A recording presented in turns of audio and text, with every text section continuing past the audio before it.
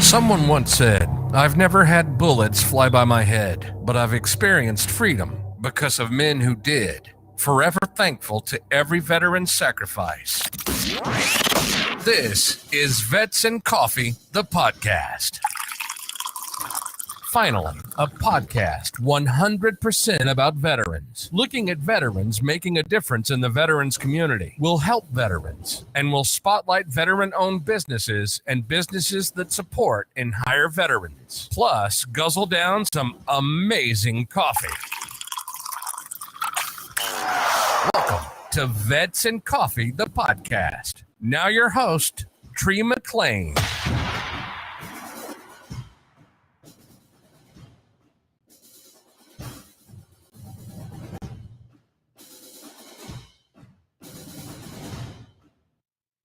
Well, good morning. How are we doing this morning?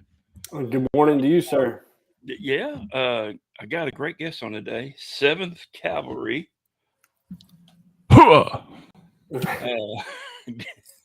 Army combat medic Charlie Bischoff. Is that it?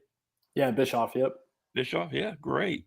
So, one of my LinkedIn people I have found. I tell you what, I do like LinkedIn. Are you a paid member or a free member?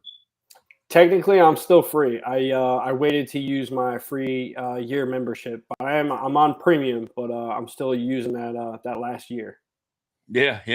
I see a lot of people do that. In fact, I know a gal whose husband is still in the Air Force, and she used her 1 year. Now she's trying to use the spouse part of it with her husband so she can continue on. But I haven't paid a dime, so I'm like, hey, this thing works great.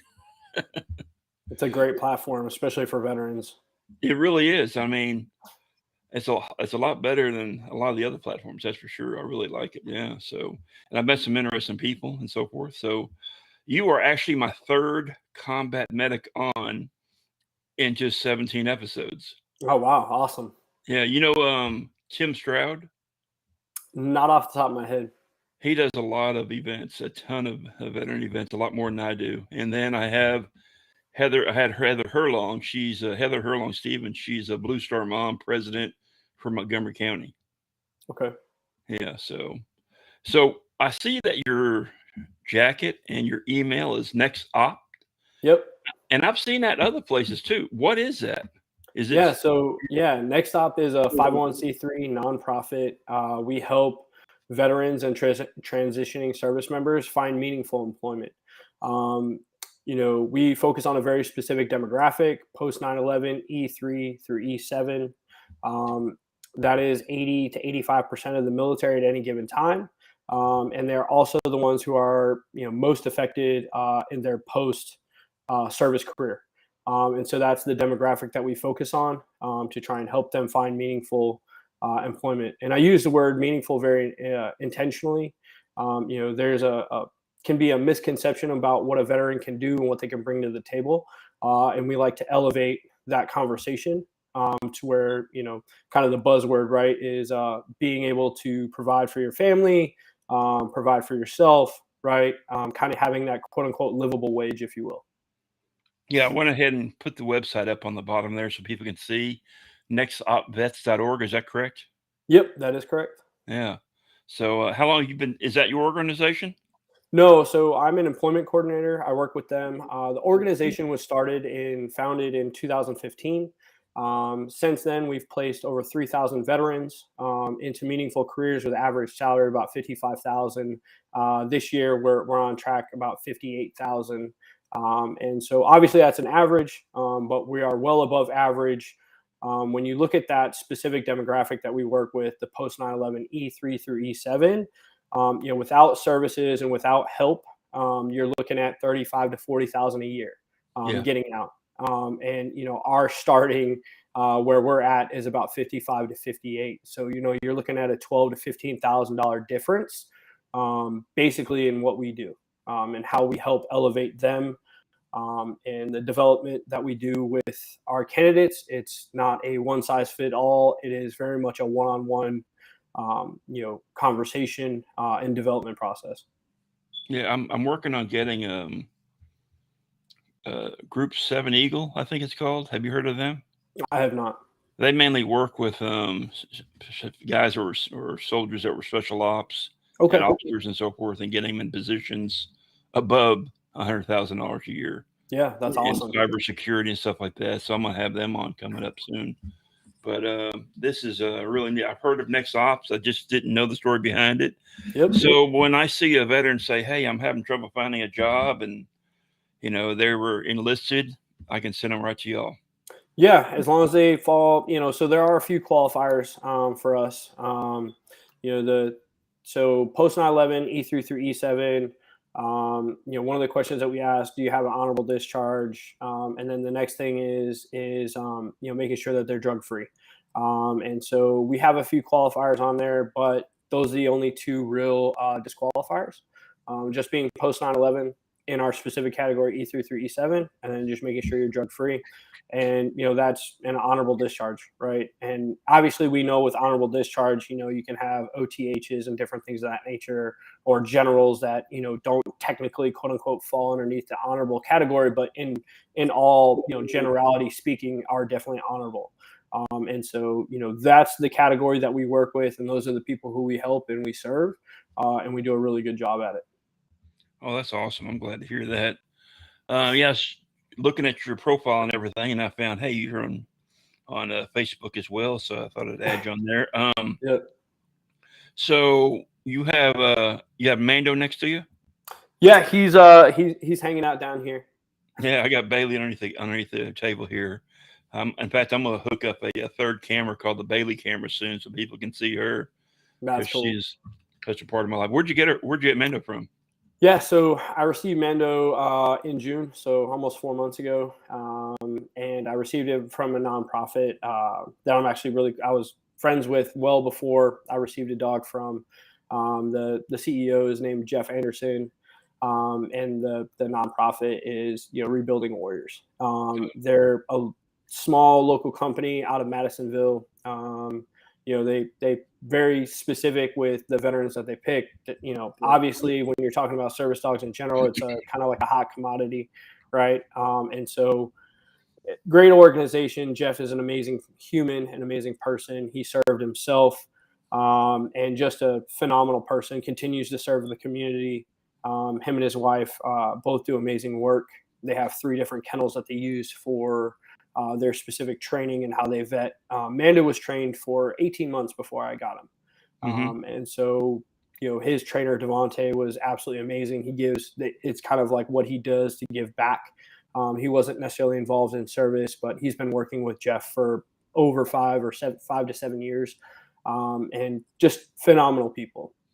Yeah, I actually looked him up on the internet a while back before I met you, and I was just looking up service dogs and so forth and found them because I started my coffee business 2.5 years ago, and to help out different organizations. And when I got Bailey, I was so happy with Bailey that I created Bailey's Brew. So Bailey has her own coffee company, and it benefits animal shelters, service dog organizations, pet rescues, and stuff like that. But I was looking up different ones to help out. Say, hey, you have a fundraiser coming up, I'll send you some coffee to sell or something, and coffee mugs. But I did find them, and I emailed them. I never heard back from them though. Maybe they just don't have fundraisers, Yeah, they have a main yearly annual gala, if you will, where we basically invite all the people that have received service dogs from Jeff's foundation, and just a lot of people that he knows through his network.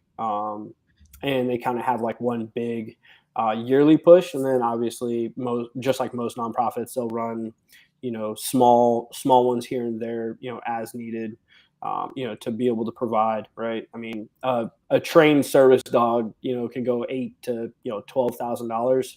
And so when you're talking about that, you're talking about shots, you're talking about their food, talking about their training for X amount of period, whatever that period may be. Depending on what the age of the dog actually is, you're looking $8,000 to $12,000 easy. And so I know they do fundraisers and different things of that nature, but we'll definitely have to connect you for sure. Yeah. You know their website offhand? Should be rebuildingwarriors.com if I'm not mistaken. All right, just for our listeners, that aren't watching, they can hear it and put in for it. Yeah, Bailey and I go to a school called the rescueforptsd.org. Yeah, out of Tomball, correct? Yeah. Yeah. Yep. And they train us to teach our own dogs. Bailey's ready to pass her final test. It's just, I'm not ready. Yeah. I was hospitalized 5 weeks ago with another bad leg infection, and I'm still recovering from it, trying to get my walking up. I can walk for maybe 15 minutes, and then I got to sit down. But Gotcha. the test, you were looking at about 30 to 40 minutes of walking. Mm-hmm. So it's like, she's ready. I'm not ready. Yeah, absolutely. I mean, it's definitely one of those things. I know with Mando, I was originally supposed to get him in February, and he just turned 2 last month, right? So the beginning of August, he just turned 2, so he's still pretty young. And one of the things with his bloodline, he comes from a family of working dogs and bite dogs, and so one of the things that he did was mouth as a puppy, right? Most shepherds mouth to begin with, but he was, one of those things where they really had to work with him to break him out of the habit.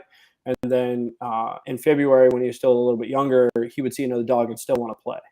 And so they're like, all right, well, we're going to wait another 4 months, and then you'll receive him in June. And he's been an absolute dream. He doesn't mess with it. He doesn't even mind any other dogs, as long as they're not aggressive, right? I mean, there's never been an instance where I've taken him out, obviously, into public where there's just normal dogs. He's never had any issues. He's really good with my kids, which has been really awesome to see. I have a 6-year-old little girl and a 2-year-old son, and he had never been around kids, and he assimilated in the family very quickly, and we've created a very strong bond. Oh, that's great. That's great. Yeah, Bailey, we were at a store in Tomball, and she got attacked by another Oh no! service dog. Yeah, Yeah, guys, oh, it's trained. I said, if it was trained, it wouldn't attack another service dog. 100%. Yeah, and I was about to shoot his dog. I said, "You get your dog, or I'm gonna shoot it." And he tackled his dog. Because I'm on blood thinners. I get cut. I can bleed out. So yeah. So he tackled his dog, but yeah, they're so important. I work with an organization called Rescue Pets Movement.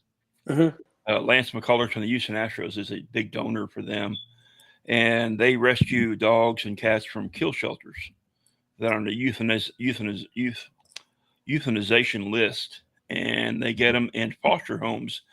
And it's a neat program if you're a veteran and you want a dog, but you don't want the commitment and so forth. You want to try it out, a dog or a cat or something, by just having a pet. It's a good thing to have in your home. You can go to the rescue. No, shoot, I was going to say the wrong one.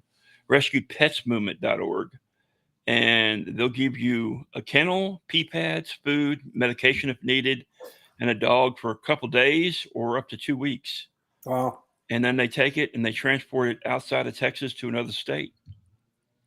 And they find homes all across the United States and they transport them. Oh, that's really cool.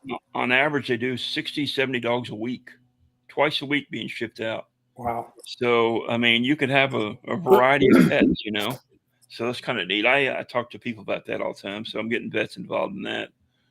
But I'm glad. So what else are you working on?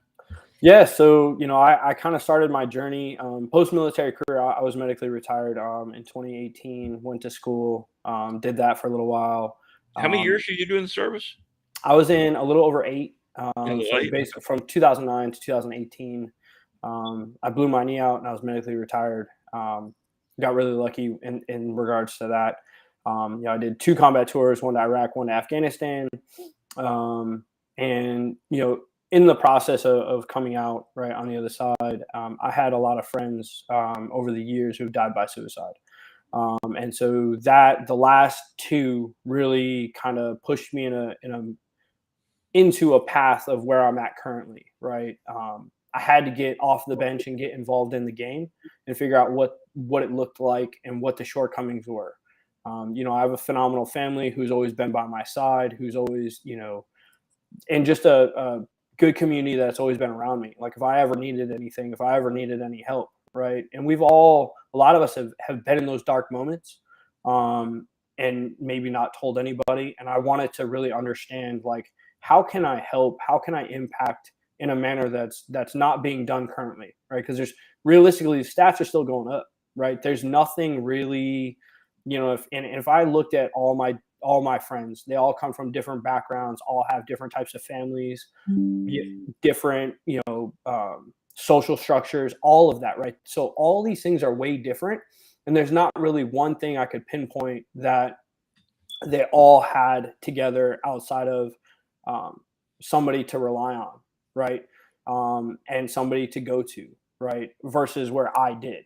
And so when I started to peel that layer, I'm like, well, I can't be everyone or everything to everyone. That's not possible. So how do I impact my immediate community and figure out what that looks like? And so I got involved. I literally just went to Indeed and typed in veteran services, and that landed me into my first role almost 3 years ago, 2.5 years ago. I've been doing this almost 3 years now, helping veterans. And that landed me into a mental health facility in their veteran services department. That's basically, the start of my journey. I, did that for a little over a year, helped veterans with their mental health, I'm a suicide prevention instructor, mental health first aid instructor as well. And that kind of pushed me on the path of figuring out how to help veterans and be impactful. Oh, that's awesome. Have you heard of now I noticed that you said Conroe area on your profile. You live in that area? Yeah, I live on the border of the Woodlands in Conroe. Okay, all right. Right on the border. So Yeah, I live up here. Yep. Are you familiar with Camp Valor? Yeah, I am familiar with Camp Valor, with Camp Hope, all of them. Yeah, pretty much. Yeah, I've donated to. I used to build a knife called the Patriot knife. If you wonder where the name came from, for my coffee, but I built 411 Patriot knives that were all donated or awarded to individuals. Camp Hope got 35 knives because they used to have their cook-off. Yeah. And I did their trophy knives for their cook-off. And then just this year, I got another hole in my leg, which I've been dealing with for 27 years. I'm not diabetic. I just have extremely poor circulation in my legs and neuropathy. And I get these openings, and I had a really big, deep one. And I knew that would take months to heal. So I closed my big 2,000 square foot shop down. Oh, okay. And so moved, and I had to quit doing knives because I can't stand up long enough to do them. And you can't really sit down and do knives. It's just unsafe. Yeah. So I stopped building the knives at number 411. And I actually have 5 more in the workings that I hope to finish up one day. And 3 of them were individual awards for people that do outstanding stuff in the community. But I really miss building those. But I started the podcast to take the place of the knife so I can continue helping people. Absolutely. Absolutely. And That's what it's all about. And donation and so forth, because it makes you feel so good. It really does. I tell people that because of my nerve pain, I have an addiction. And people say pain meds. I said, no, giving. I mean, I love to give. And when I give something and it raises thousands of dollars, it's the greatest feeling of all. And that's why I built those Patriot knives. I mean, I had one sell for $18,500 one night at auction. That's awesome. It's phenomenal. I've had them sell for $2,500, $12,000, it's the greatest feeling of all is helping them out, and I would get a natural high out of it. It's such a great feeling. I was ready. Many times I'd be like on my crutches, ready to go dancing or something because it felt so good. But I miss doing those knives. It was a lot of fun. But now I can do the podcast and bring people on and talk about their messages and get the messages out and so forth. Absolutely. Yeah. So I'm going to go ahead. I was just going to say, finding ways to impact, the community, right? And doing things that matter, right? Just helping, people and being of service to the community in your community, whatever community that may be, whether it be veteran or it be your local community that you live in. It's very important. And I feel that the more you serve, the more you get in return, right? And you're doing it not to get the return, but providing so much value that you're going to get it back in return anyway. And as long as you have a service-based mind, in my opinion, there's, you're living the best life. One of the things that we talk about at work consistently is we have the best job in the world, right? I get to help veterans find meaningful careers and land jobs that maybe they didn't even think that they could, right? Now, is it perfect? No, but we do a really good job in what we do. We have a team of 11 of us, so we're a relatively small nonprofit. So do you work for the nonprofit? Yep. Yeah. So I Okay. work for NextOp as an employment coordinator. There's currently 5 of us that are technically employment coordinators. We have 2 in Houston, 2 in Louisiana, and then 1 in North Carolina. The Louisiana team kind of covers the Gulf Coast. So basically, Florida all the way through Louisiana to include Georgia. And then we have our teammate in North Carolina. He covers that eastern seaboard, right? So in North Carolina going up to like Maine. And then me and my counterpart here in Houston, that's where our headquarters is. And we cover Texas and everything west, right? So Hawaii included, Alaska, all that stuff, right? So we are a national company. And then we have, obviously our leadership team, executive director, Steph, she's phenomenal. Alan, who runs our programs, Ben, who runs our strategic, partnerships, and Bill, who is our funder, essentially, right? He does all the writing and all the grant work. We are completely grant and donation based. That's what kind of makes us different comparative to a lot of the other companies out there. Like I said, we're a 501c3, so we're a complete nonprofit. We don't charge our candidates to work with them, and we don't charge our corporate partners, right? So we're allowed. What I like about that, and that's not a shot at anybody else who has a different business model. I'm just speaking to our business model. And what I find really awesome about that business model is we can be completely fair and impartial on both sides of the floor. So like when I'm talking to a candidate, I'm trying to do the best that I possibly can for them, not because I'm going to get a kickback on the back end. And then conversely, I'm also, trying to do the best job for the corporate partner so that they eventually do donate for us, right? Or so they know that when I bring them a candidate, they'll hire my candidate. You know what I mean? So that allows us to be completely fair and impartial in the entire process. That's great. Our employment coordinators were kind of like the tip of the spear. We go to bases, we go to different events, hiring events, etc.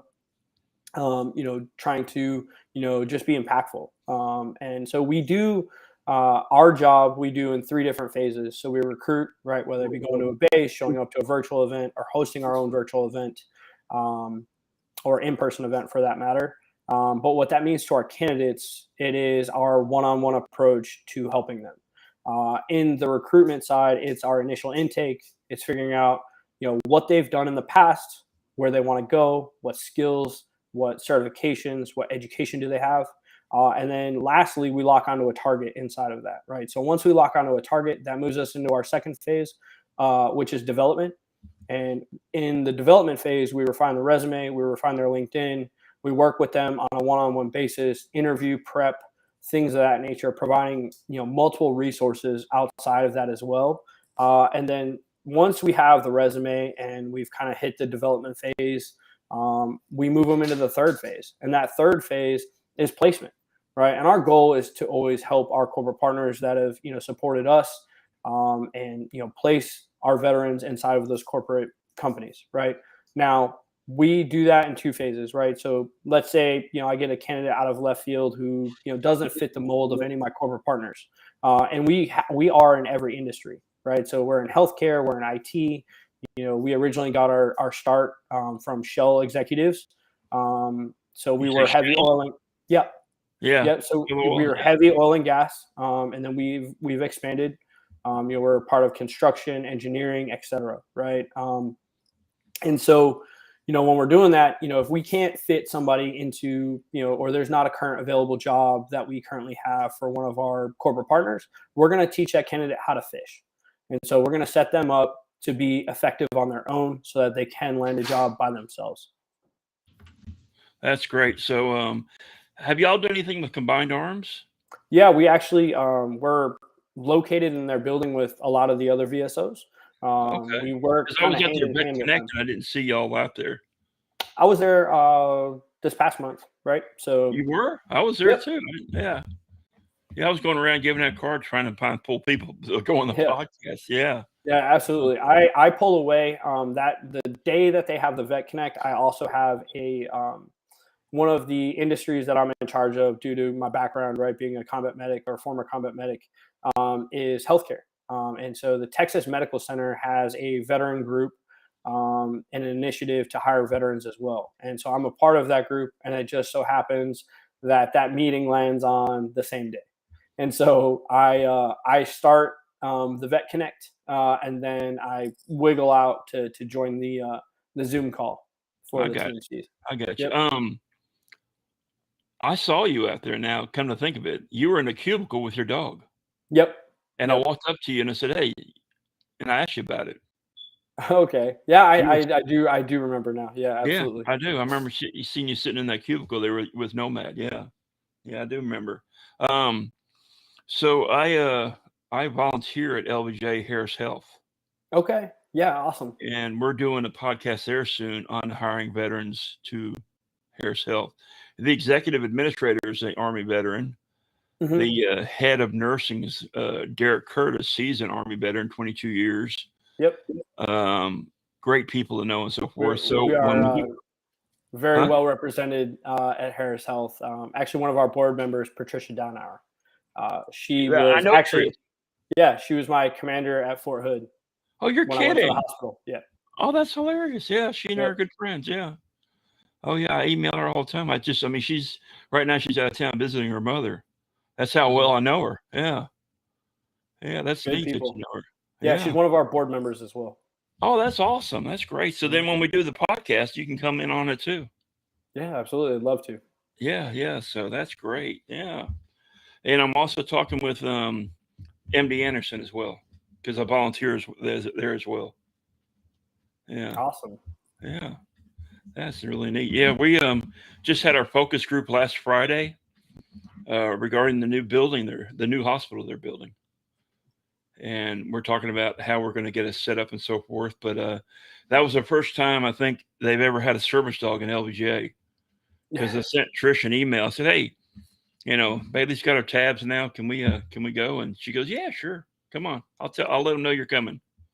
That's awesome. Yeah. So people were going down the hallway like, what's that dog doing in here? I flew with Mando last week. We had our company strategy session, and so we flew to New Orleans, and I had Mando, and you have to have all your paperwork for TSA and the rabies shots and all this stuff. And I have all my paperwork. I have my signed stuff from my psychiatrist, from the nonprofit. So I have like 3 or 4 pieces of paper, right? And I also have my service dog handler ID. And I handed my service dog ID or handler ID. Then I handed them my military retiree ID, and they didn't even look at any of my paperwork. So what area? I flew United, and it was they were awesome. I went through TSA. They're like, "Hey, take his stuff off. Tell him to sit, stay, walk through." You walk through, and then you tell him to come. Mando is really good. He's trained very well, and he sat, waited for me to give him a command, and I gave him the command. He came right to my feet and sat back down, and let me put his harness and all that stuff back on. We were good to go. It was a really smooth transition. I was really nervous about it because we hadn't flown together yet, but it was a good transition. Yeah, that's awesome. Yeah, I heard the best airlines is Southwest and Delta when you're flying with your service dog. That's why I asked who you flew with. Yeah. No, I flew United. The flight attendants were absolutely amazing on both my flights. They were able to move the person that was next to me. Moving forward, I asked them, I was like, where should I sit? If you've never flown with a service dog, it's kind of something that you don't think about, right?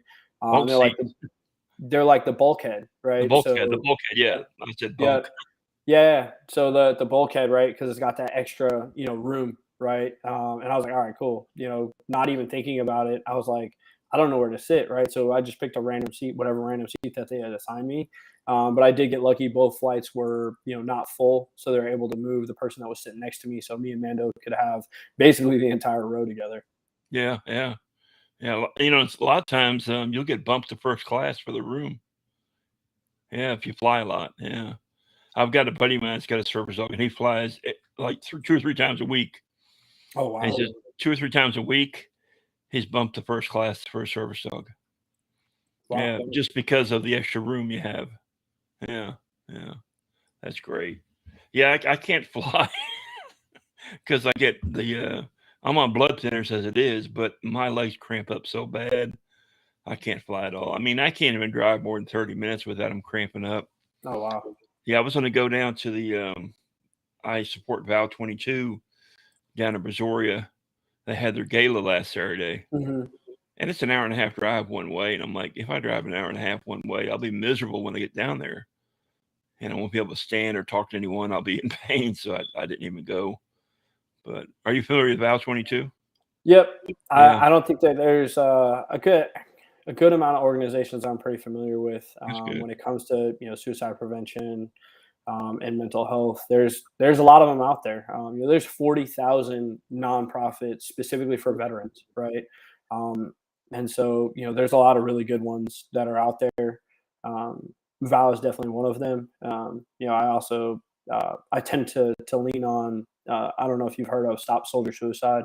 But they are a forefront leader in post 9/11, statistics, and they have an amazing staff. They're always pumping out great content and doing really good things and impacting. Well, I guess someone's tail thumping the table right now. If you heard that, No, I I just didn't. reached down. Yeah, we were doing a podcast at the Post 654 American Legion post with Hector Garon. And we're both going, is that your heartbeat? And because you hear the thump, thump, thump, thump, thump, thump, thump, thump on the mics. And I went, no, that's not me. And Hector says, not me. So I looked underneath the table and she's leaning up against a leg. Yeah. And the mics were picking up her heartbeat. Oh, and wow. it was hilarious how much it picks up. Yeah. But it was Bailey's heartbeat. Come here. I'll be on the, no, she don't want to be on it, I guess. So that's awesome. So you got any events coming up? Yeah, so next week we'll be in San Antonio for the JBSA, so Joint Base San Antonio. They have them, Lackland, Randolph. There's one that I'm missing, I believe. But like 4 or 5 of the bases in San Antonio are getting together to have their big career fair. And so we'll be participating in that.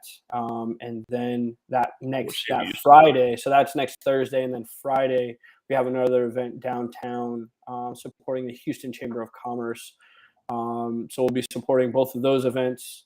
But that's kind of what's in our near future. I'll be doing for anybody who's a transitioning service member, or veteran. We do virtual events, at least 2 a month. And so basically in these virtual events, what they are, they're informational and hiring. And so I'll bring on, 3 to 5 corporate partners. And basically what that means is, I give our brief of who NextOp is and what we do. And then I give the floor to our corporate partners to share their 3 to 5 hottest, openings that they currently have. They talk about benefits, they talk about their company culture, why veterans tend to do really well there, et cetera. All of our companies that we work with understand what veterans bring to the table. And obviously they're not always going to be a perfect fit. But what I really like and what I found really rewarding is the fact that when we have our corporate companies come on, they can speak to the veteran culture and understanding and being a part of, a team. And, they really hit home on the things that matter to veterans, right? When you're talking about, big companies, veterans tend to, kind of not always be ready for that conversation. And I can tell you that our corporate companies that we work with on a pretty regular basis all understand and all know the value that veterans bring. Oh, that's awesome. So someone just got kind of tied up in a wire underneath the table, so I had to move her. Yeah. And the most important power cord. Yeah. So actually she hit the button on the power strip to turn off Bailey, stop. To turn off the power for the my laptop. And luckily there was enough juice in it to keep it going, and the little mixer device has a battery in it too to keep it going. Otherwise I'd have been in trouble there. Yeah. So I was gonna say something else. What was that I was gonna say? So your virtual events, is that like a Zoom meeting? Yep. Okay. So you can register through our Eventbrite page, which is just NextOp Vets on Eventbrite, or you can follow us via LinkedIn. We post them on LinkedIn as well. We actually have an event tomorrow which will be an information and hiring event tomorrow, led by my counterpart Jeff, based out of Houston. So we'll have a few corporate partners on. We'll have a bunch of our candidates on. It's just another way to get our candidates directly in front of hiring managers and companies. And then conversely, it's another way for us to help our companies be able to talk directly with candidates, right? Candidates that they may not even know about, right? And so, works well, again, being fair and impartial, right? It works really well for both parties. And they found both sides of the aisle find a lot of value in the virtual events. I've got a kind of an important question for you, and I've run into this with veterans a lot. They come out of high school, they join the military, and they fill out their paperwork for the service and everything. And there's no resume writing to join the Army, and they come out of the Army and they have no idea how to write a resume. Yep. Do you assist with that? Yeah. That's one of the main things that's the first thing that we do. Once we get to the development phase, we, not DOL, but Department of Labor, right, and the TAPS class, so SFL TAP for the Army guys, and it's called something different, but basically the week-long mandated class that we have to get right before we get out of service now. It's a very cookie cutter approach, one size fits all. And when you're talking about an E3 or E4 who maybe did 3 or 4 years, they're going to be pretty limited in probably what they're talking about, right? But if you're talking about an E6 or even E7 who's also in that same class, what are we talking about? These are apples and oranges. And so both of those parties, right, even though they had different careers, they also need to be talked to in a different manner, right? You need to focus on different things inside of their resume to highlight what they have done and reflect that in their resume. And so one of the first steps that we do in the development phase is refining their resume. We walk them through, taking out military jargon, how to think about, words like, so for instance, for me, right, I'm an Army combat medic. When I say I'm an Army combat medic, people know that on the civilian side, like if I wanted to go get a job at Harris Health, I'm going to say, all right, cool, he's an EMT, check, right? So, that's let's say $15 an hour job. Now, if I go to Harris Health and I say, hey, I have my degree and I'm also a healthcare administrator, that's a lot more than $15 an hour, right? And it's literally all I did was just change the verbiage of my title, right? And I was a healthcare administrator. That's how I worked for, Patricia Donar, right? When she was hospital commander on the way out, right? I ran 5 clinics, $2.5 million worth of equipment, et cetera, 30 employees. And so it's being able to translate those skills and the things that you've done. One of the things that we talk, there's a few things that service members can think about and veterans can think about when they're writing their resume. A lot of us as veterans, we have a really hard time talking about ourselves and what we've done, right? It doesn't feel normal to us, right? We all raised our hand. We all said, hey, I'm going to go fight. I'm going to go serve my country for whatever reason that it may be, right? But at the end of the day, most of it, the overwhelming majority of us are not spotlighters. We're not trying to, hey, look at me, right? And so that's often seen in their resume. Well, the problem with that is a resume is supposed to be a, hey, look at me. This is what I can provide, right? This is what I've done, right? This is what I can provide to your company if you hire me. And so this is what we like to call the WIFM, the what's in it for me. If you are not grabbing the reader's attention, just like they taught us in grade school, you are not providing the WIFM to a future employer, you are not going to get hired. Company recruiters have about 60 seconds or less to look at your resume. So if you're not grabbing the eyeballs of that recruiter and that hiring manager, eventually, if you get passed up, you're losing. 75% or more of resumes get kicked out through the ATS system to begin with, right? So literally only 25% of resumes are getting looked at. And so if you just happen to make it through the ATS system and you don't provide the WIFM and you don't give them something to grab their attention, you're going to back down to the bottom of the pile. And so this is something that we help coach them in. Personally, I like using the 3-4-5. This is something I heard from one of my former colleagues. 3-4-5. If you look down at your keyboard, what is that? That's numbers, monies, and percentages, right? Now you're extending a WIFM, right? So you're going to give somebody what you did and the direct result of what you did, right? Or why it was important or impactful. And so when you're writing your resume, it doesn't always, all bullets don't have to contain a 3, 4, and 5, but they do need to provide of the WIFM, right? They need to provide the what's in it for me. You need to be able to tell your story to a future employer. Yes, I looked at my keyboard. Yep. Absolutely. Yeah, I actually was fishing professionally, and I got a leg infection called MRSA. Yep. And spent 40 days in the hospital, almost dying from that. But my fishing buddy was actually a clinic specialist professor with Ben Taub Hospital. Yeah. And he said, come on down here. And that's how I got introduced to Harris Health. You know, I was on the fishing tour and so forth, and got this massive infection, and he greeted me at the emergency room, and that's the last thing I remember after that. But that's a great system. That's an awesome system, that Harris Health. They really are. And they, you know, TV gives county hospitals a bad name, you know, and makes them look like they're the shithole of hospitals, but Harris Health is an awesome facility and so forth. It is. But when I got better, I was offered a position with Bass Pro Shops in management. And I was like, what? And they said, yeah. And I said, well, we heard you aren't fishing anymore because of your health reasons. So we're opening up a new store in Pearland, and we want to make you a manager. I said, okay, why not? And then I learned about applications and resumes and reading them. And that's true. You don't have that much time to read them. You don't. Yeah. Oh, and I read my share of them. That's for sure. Yeah. And I went to other stores for them as well. But yeah, that was a heck of a time there. But so you don't work with any officers, any like retired officers out of the military? No, so we kind of stick to our niche market. There's other, services and places that you can get help. If you are an officer, or if you fall outside of our categories, right? Hiring Our Heroes is probably one of the best ones. They do a lot of those. Yep, they do a lot of those. Junior officers. For us, we like to stick to our niche in our market.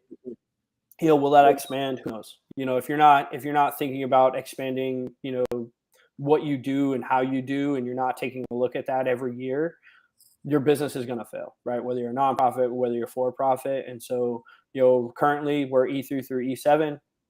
Does that mean that we don't help people? No, absolutely not. Of course we do, right? Like, if I have, when I go to bases specifically, I can tell you that there was 3, 2 were E9s and 1 was a captain, so an 03, right? And I took their resume, I looked at it, I literally gave them feedback on the spot, right? And so it was, just providing value as much as possible.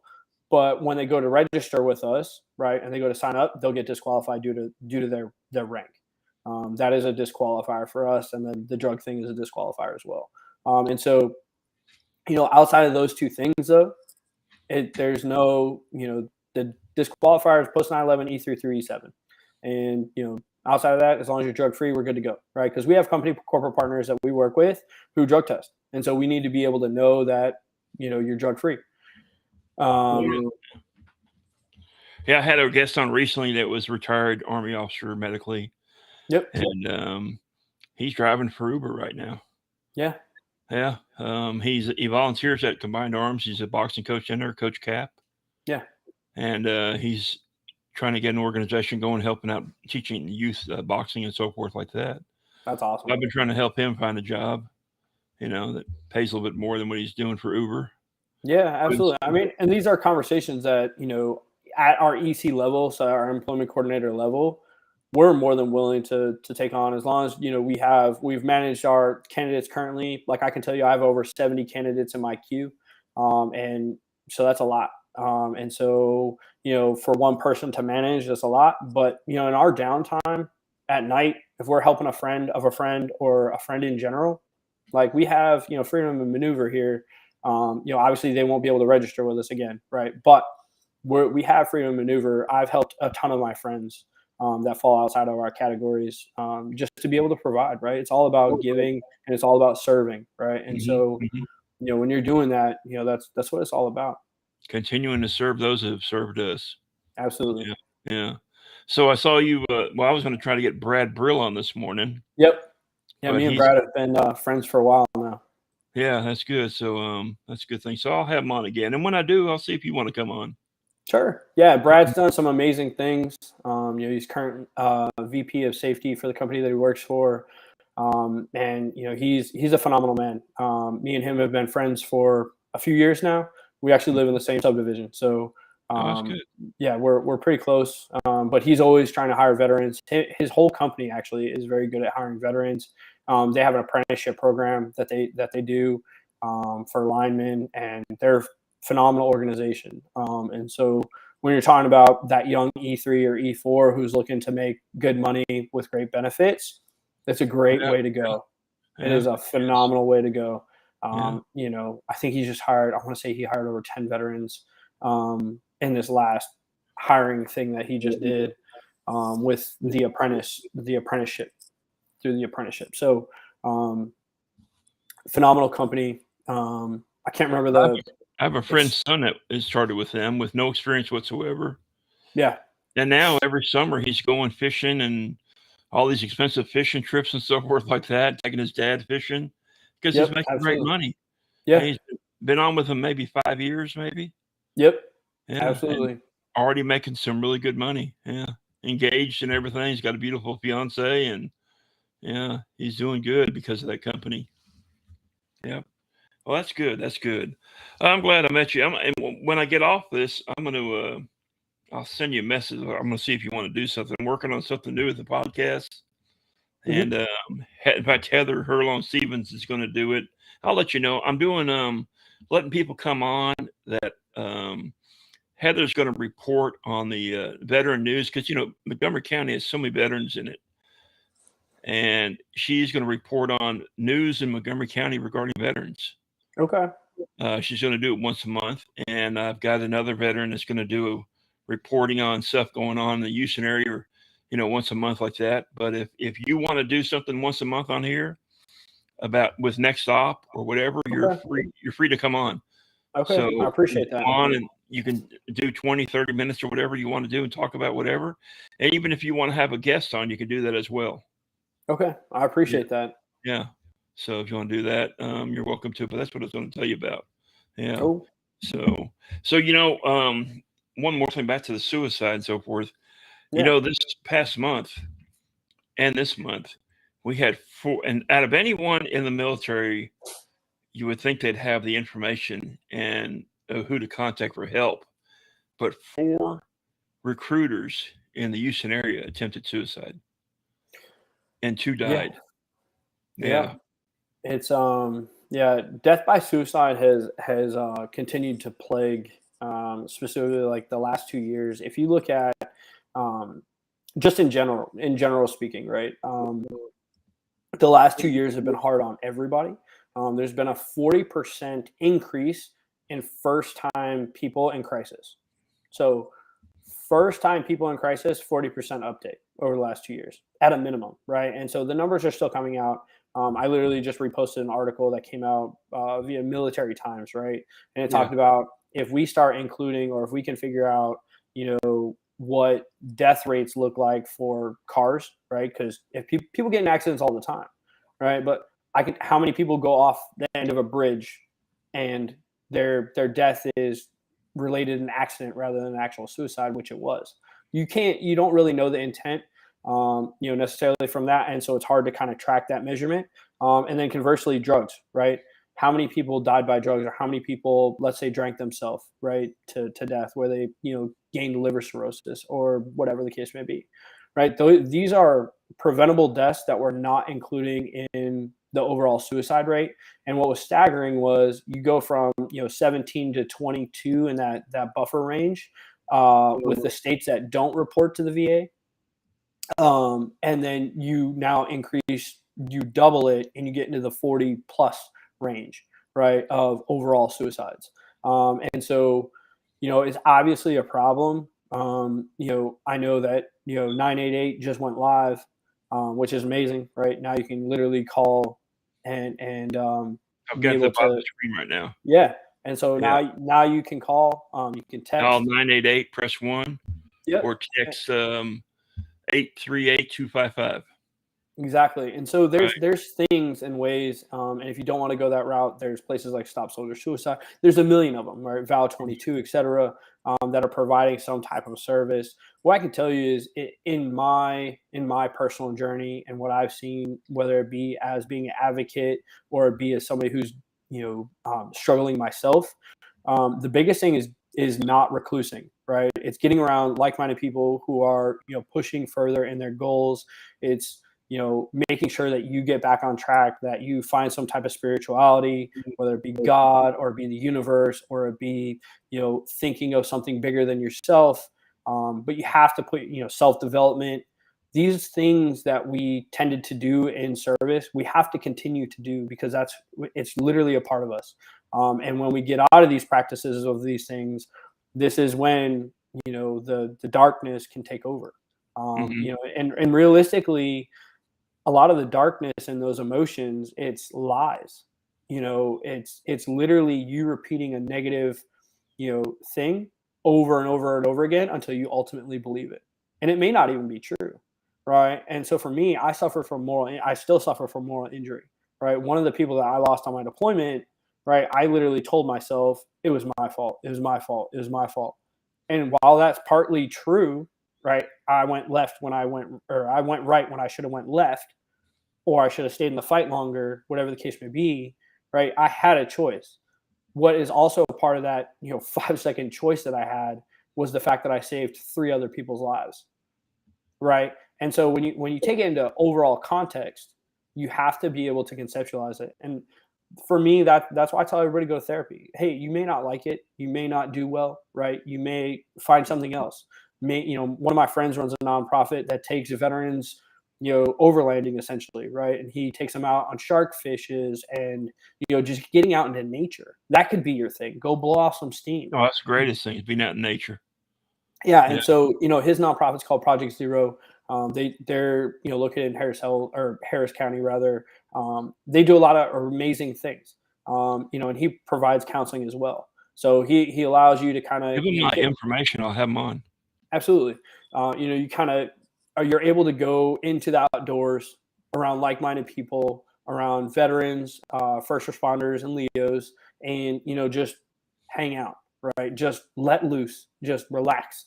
And if things come out of that, cool. And if you want counseling, he can provide that as well. So it's a these things that we all tend to stray away from when we're in our dark path. It's up to the people who recognize it and the people who are around them to call them out, right? Don't allow them to fester in their mind. Call them out. You don't have to yell at them, but you have to bring it up to them. Like, hey, like I noticed, you are not doing X, Y, and Z that you normally do. I noticed that you've been showing up to work late. I noticed that that's completely, goes against who you are and what I know you to be, right? What's going on? And just be direct. The more direct that you can be, the better. And there is an age-old thing where people would be like, oh, I can't ask them if they're thinking about committing suicide or dying by suicide or thinking about hurting themselves. It'll put that in their mind. It's in all reality, it's the opposite. When you ask somebody, hey, are you thinking about hurting yourself? Are you thinking about killing yourself? What it does is it immediately hits a blow-off valve for that person because they no longer feel that they have to hide it at that point because you saw it. And so when you allow them the open space to just come clean, you'll get a completely different person. Now, I noticed it last week on a friend. He posted a video on Instagram. Mm-hmm. I went, damn, that's not good. And I immediately called him. Yeah. And he was actually studying with another veteran. And a day later, he calls me to thank me. Yeah, it's the smallest things. You're the only person that noticed, And I said, well, I noticed it because, and you said it, you just said it a while ago. And it's like, in my mind, I used to tell people 2 years ago, I'm ready to drive off a bridge. Mm-hmm. Yeah. And that's exactly how I felt. It's like, yeah, I own my share of guns. I love guns, but I'm not going to use a gun. I would never use a gun. It's too much of a mess. And I've seen those messes before, and I wouldn't want to have anyone have to clean it up because I've been around that. But it's always been, yeah, I'll drive off a bridge, Mm-hmm. But now it's like, I got Bailey. Yeah. It's finding something to connect to. It's finding someone, something, whatever the case may be, right? And that's also why I include like spirituality and just getting out. You have to find something that's for yourself that's going to allow you the space to truly relax, right? And a lot of these, are things that the gym's an outlet. Whatever the case may be, there has to be an outlet. There has to be something that you care for, and you have to find it. Like you may have to do some of the work. Like you have to do the work. Right. There's going to be people there to support you along the way, but you're the one who has to do the work. You're the one who has to figure out what works best for you. I was at Sunday night. I went to Lone Star Warriors Outpost Softball League. Have you heard of them? Yep. Yeah. And they had their games going on. And the guy that runs it, Jeff Gonzalez, his wife, was there. He and his wife are both veterans. In fact, I have his sister on as a co-host. She's an Army combat veteran at Afghanistan. She was airborne. She actually got to jump on the 75th anniversary of Normandy. That's cool. Yeah. Oh, yeah. She got to jump in there and so forth.